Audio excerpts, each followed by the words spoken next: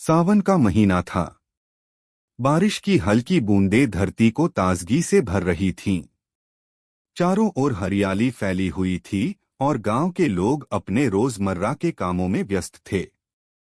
गांव में भगवान बुद्ध की ख्याति बढ़ती जा रही थी। लोग उनकी शिक्षाएं सुनने के लिए अपने काम छोड़कर आते। कुछ उनके प्रवचनों से प्रेरित होकर अपने जीवन को बदल रहे थे। वहीं बुद्ध के शिष्य हर पल उनके साथ रहते, उनसे सीखते और उनके धैर्य और करुणा का प्रत्यक्ष अनुभव करते। लेकिन हर चमकती चीज सोना नहीं होती। जहां बुद्ध के प्रवचनों की सराहना हो रही थी, वहीं एक ऐसा व्यक्ति भी था जिसे यह सब स्वीकार नहीं था।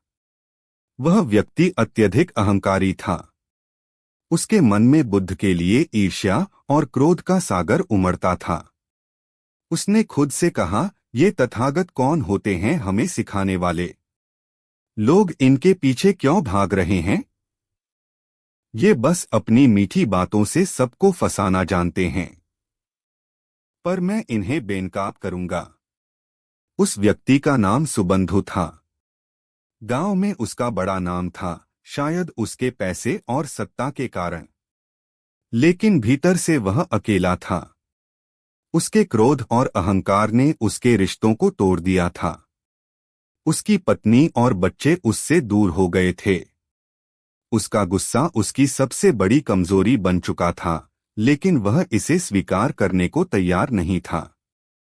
एक सुबह जब गांव के लोग बुद्ध का प्रवचन सुनने के लिए इकट्ठा हो रहे थे, सुबंधु ने तय कर लिया कि वह बुद्ध के सामने उनका अपमान करेगा। उसके मन में एक योजना थी। उसने घर से निकलते हुए सोचा, आज मैं इनकी तथाकथित शांति को तोड़कर दिखाऊंगा।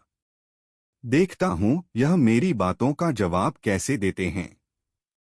गांव का चौराहा लोगों से भर चुका था।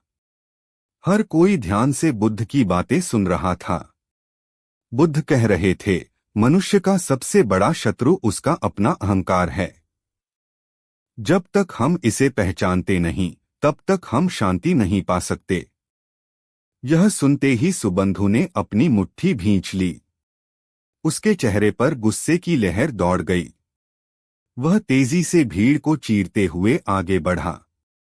उसकी आंखों में क्रोध साफ झलक रहा था, लेकिन बुद्ध वहीं शांत बैठे थे, जैसे किसी झील की सतह पर हवा भी न चल रही हो। गांव के चौराहे पर सैकड़ों लोग इकट्ठा हो चुके थे। बुद्ध का उपदेश चल रहा था। उनकी वाणी में ऐसी गहराई थी कि